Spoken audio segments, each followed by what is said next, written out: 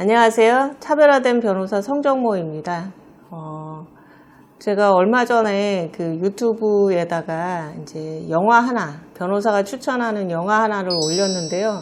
그게 생각보다 사람들이 재밌어서 조회수가 좀 많은 것 같은데, 그 영화는 정말 꼭 좀 한번 봐주시면 참 좋겠다. 그러면 그게 한국에서 그런 사건에 있어서의 법정도 동일할 수 있다라고 하는 간접 경험이 될 여지가 있어서 꼭 추천하는 영화 중에 하나고요. 그래서 오늘은 또 책을 하나 갖고 왔습니다. 제가 책을 굉장히 좋아해서 책을 많이 읽는데 법률가이면서도 법률 서적을 굉장히 법률 관련된 서적을 많이 읽는데, 그 중에 하나가 마크 가시의 죄 없는 죄인 만들기입니다. 여러분들이 한번 들어보셨는지 모르겠는데, 미국에서 1992년도에 이노센트 프로젝트라고 하는 게 있었어요. 그러니까 어떻게 보면 이제 본인이 그 범죄자라고 낙인이 찍혀서 이제 감옥에 이렇게 갇혔는데, 그 감옥에 갇힌 사람들을 조사하다 보니까 본인들이 이러한 범죄를 저지르지 않았다라고 주장을 하는 게 굉장히 많았어요. 그럼 과연 그게 오판인가? 라고 하는 부분에 대해서 조사를 해보니까 이제 목격자의 오인 진술, 그러니까는 목격자가 제가 범인이다 라고 지적을 해서 그 사람이 이제 피고인으로 특정이 돼서 형벌까지도 받게 됐는데, 그런데 이제 나중에 그 객관적인 증거, 주로 아마 DNA 검사였습니다. 미국 같은 경우에는 보니까는 증거를 거의 영구 보존하는 것으로 볼 수 있는데, 그런 나중에, 그러니까는 DNA라고 하는 것이 그 증거로서 활용되는 시점이, 실질적으로 활용되는 시점이 1990년도 이후이다 보니까, 그 전에, 범인이라고 낙이 찍혔던 사람들을 나중에 이제 DNA가 활성화되면서 그 기존에 있었던 증거를 다시 검사를 해보니까, 범인은 이 사람이 아니었고, 다른 사람이었다라고 하는 부분이 많이 밝혀져서 굉장히 많은 사람들이 석방이 된 그런 사례가 있었는데, 그걸 주도했던 운동 자체가 이노센트 프로젝트인데, 그 프로젝트의 어떤 미국이라고 하는 게 굉장히 거대하게 큰 거라서 그 중에 한 지역에서 이노센트 프로젝트를 담당하였던 이분은 또 검사 출신이에요. 그래서 이분이 그 프로젝트를 하면서 오판의 원인에 관해서도 설명을 하고, 그 다음에 이제 이러한 재판에 관여하는 사법 종사자들, 그게 검사가 될 수도 있고요, 판사가 될 수도 있고 변호사가 될 수도 있는데, 이제 그런 사람들이 어떻게 보면 생각의 편협, 어떤 생각의 오류로 인해서 한번 잘못된 오류로 인해서 끝까지 잘못된 생각으로 판단을 하게 되는 그런 경향을 갖고 있는 점, 그런 점에 대해서 낱낱이 설명한 그런 책입니다. 그래서 저도 굉장히 이 책을 읽으면서 이 부분은 너무 공감이 된다라고 해가지고 많이 체크된 부분도 있어요. 그것처럼 공감되는 부분도 많았는데, 이제 그럼에도 불구하고 공감이 안 되는 부분도 있습니다.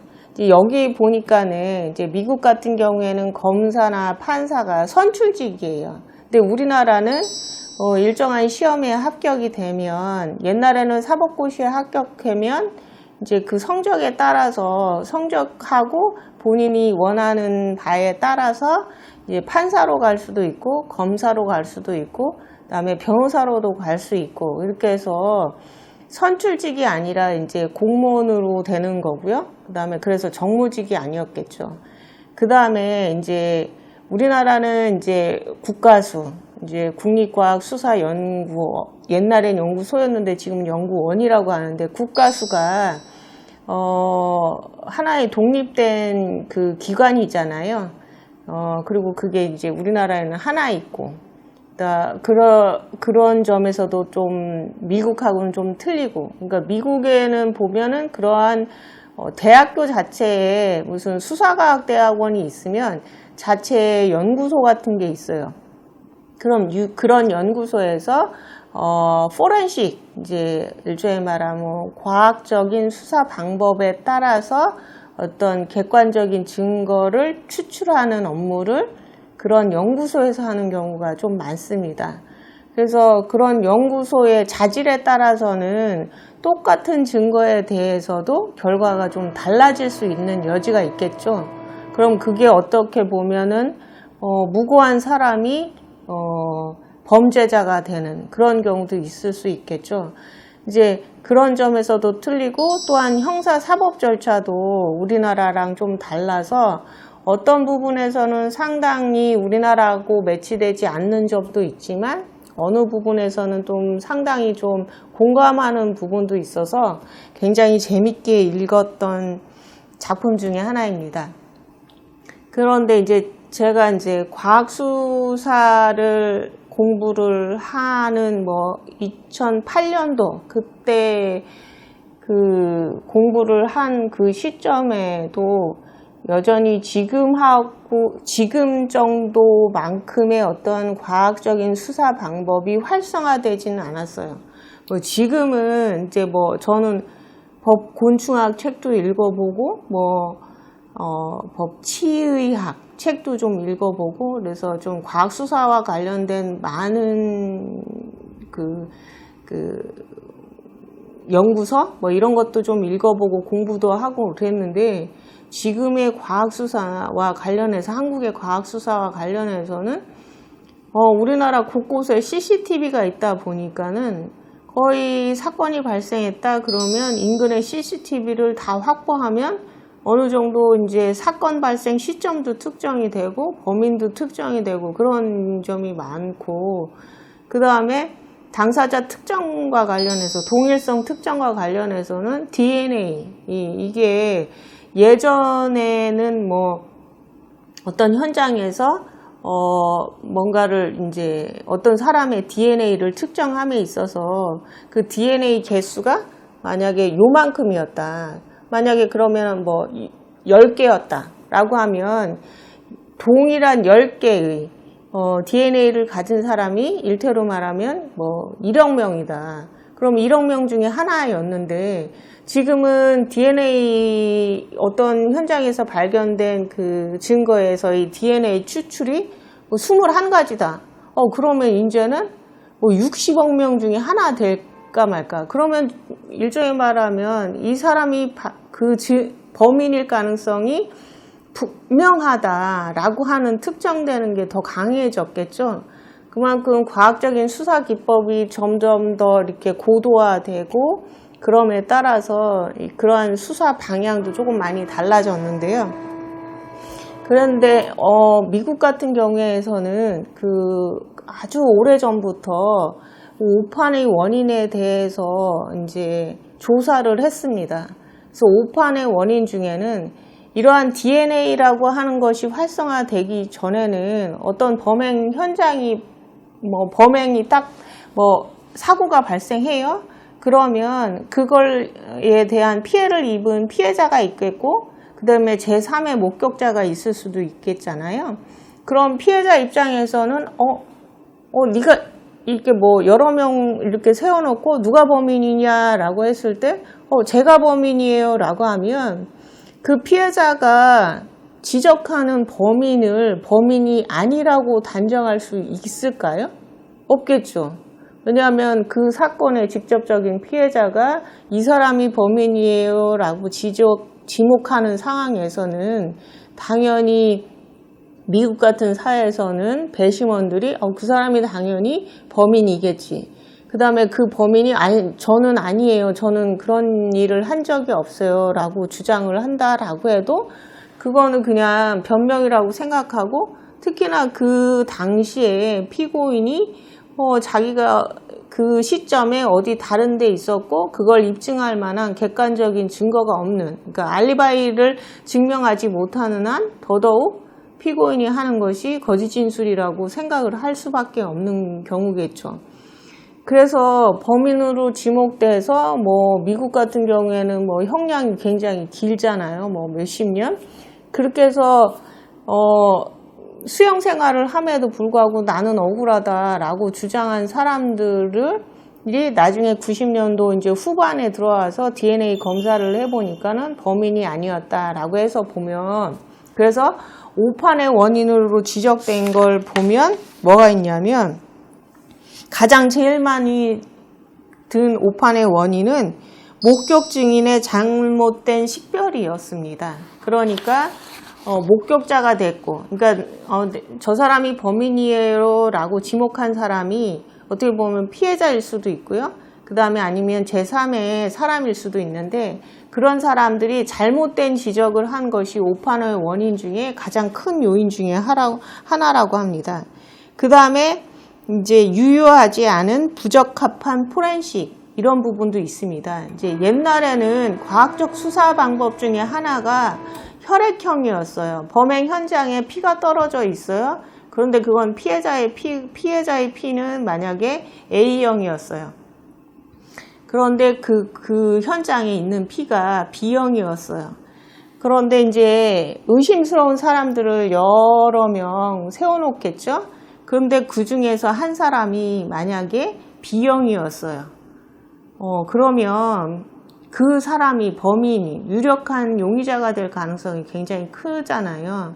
그런데 혈액형이라고 하는 것 자체는 어떻게 보면은 하나의 그 보조적인 증거일 뿐이지, 그게 그 사람이 범인이라고 단정할 수 있는 거는 아주 명확한 증거는 아니잖아요. 그럼에도 불구하고 그 시대에는 그게 굉장히 과학적인 증거 방법이다라고 해서 그 사람이 B형이라는 이유 하나만으로 유력한 용의자로 범인으로 지목되는 상황이 있었겠죠. 그런 것도 있고, 허위자백도 있습니다. 제가 처음에 변호사 할 때도 그런 생각은 많이 했어요. 내가 정말로 이 범죄를 저지르지 않았다라고 하면 나는 죽는 그 순간까지 절대, 그 다음에 심지어는 내가 이렇게 고문을 당한다라고 해도 절대로 내가 허위자백하지 않을 거다라고 생각을 했어요.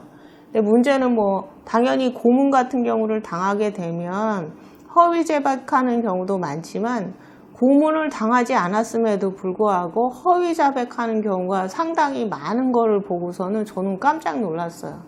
그냥 단순하게 제가 만난 피고인 중에 한 사람은 이 상황이 너무 견딜 수 없이 힘들어서 옆에서 수사관이 네가 자백만 하면 이제 빨리 끝날 수 있어 라는 말에 허위 자백을 하는 경우도 봤어요. 근데 그거는 제 입장에서 보면 그런 상황 가지고 허위 자백을 할 수 있을까라고 생각하지만 생각보다 그런 경우가 굉장히 많습니다. 그래서 우리가 상상하지도 못한 이럴 경우에는, 이런 상황에서는 절대 허위 자백하지 않을 것 같은 상황에서도 허위 자백을 하는 경우가 굉장히 많아요. 그렇기 때문에 그 누구도 내가 범죄를 저지르지 않았으면 당연히 내가 범죄를 저질렀다라고 허위 자백하지 않을 것이다 라고 단정할 수 없다는 거죠. 그런 것도 있고요. 정보원에 밀고, 근데 누군가 이제 대부분 수사기관에서 정보원을 두고 있는데요. 그 정보원이 제가 무슨 짓을 했다라고 해서 밀고를 했는데, 그건 어떻게 보면 자기가 빠져나가기 위한 허위 밀고였다, 이런 경우도 있죠.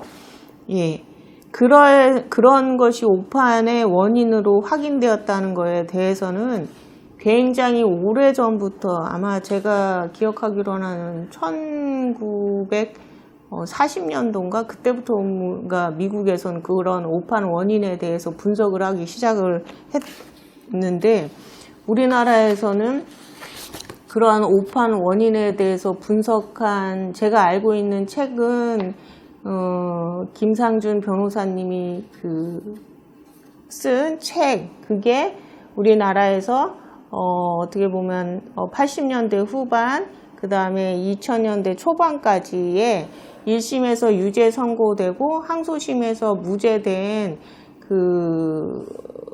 150여 건인가?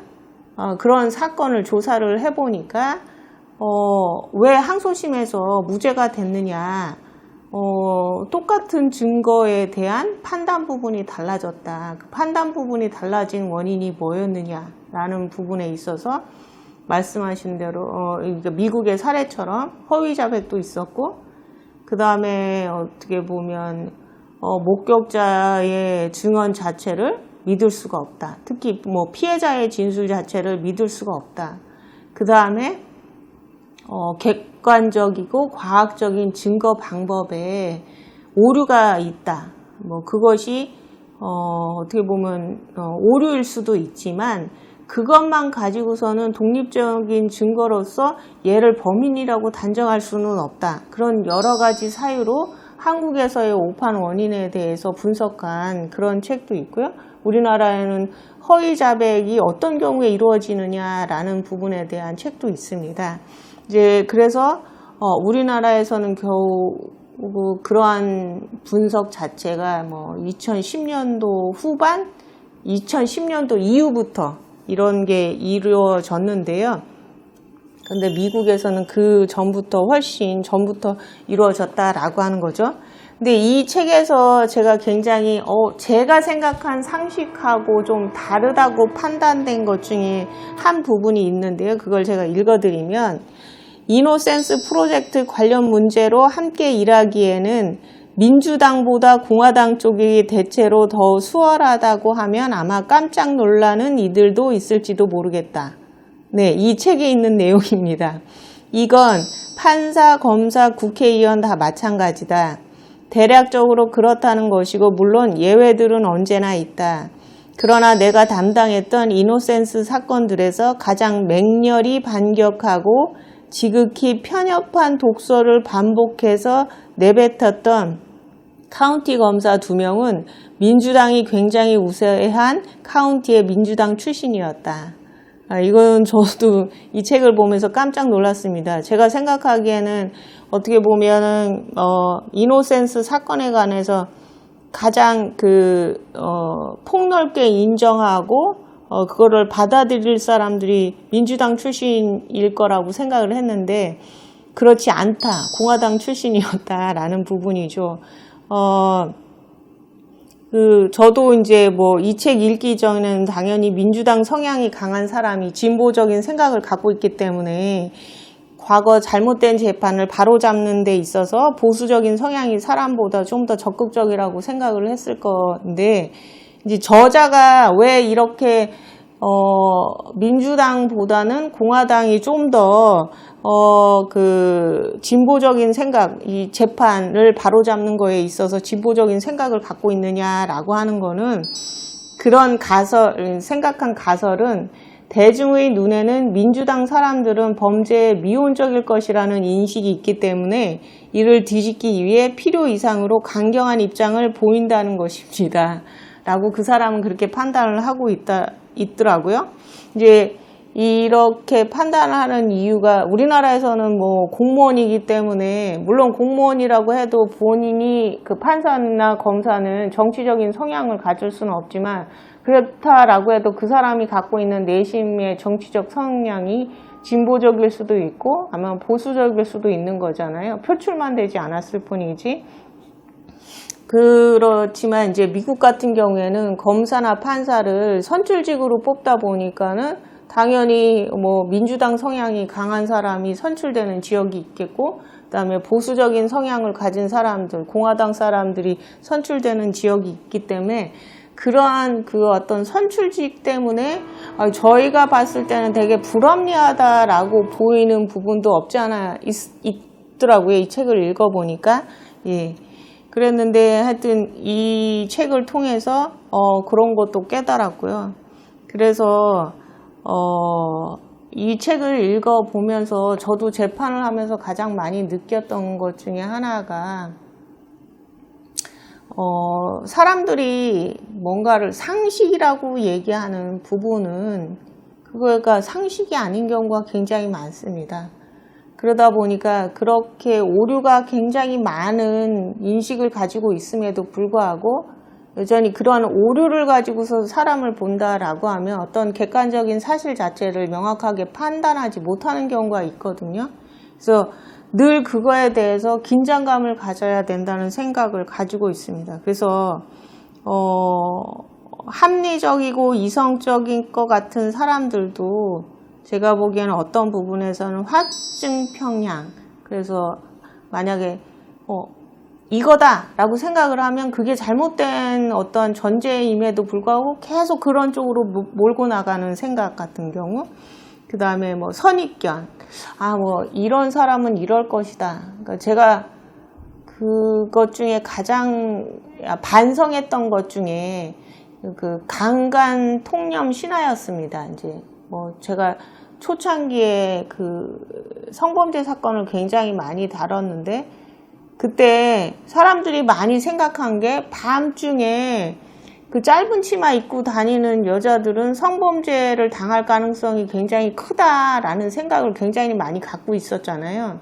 근데 제가 맡은 거의 대부분의 성범죄 사건은 자신의 집에서 당하는 성범죄 사건이 굉장히 많았어요. 가장 안전해야 될 곳이 자신의 집인데 그곳에서 성범죄를 당한 사람들이 굉장히 많았기 때문에, 그리고 실질적으로 뭐 밤에 뭐 야한 옷을 입고 다닌다라고 해서 강간을 당하는 케이스는 거의 찾아보기 어렵거든요. 그렇다면 사람들이 강간당하는 사람은 어떤 특징을 갖고 있다라고 하는 생각 자체가 상식이 아니라 잘못된 통념이다라는 생각인 거죠.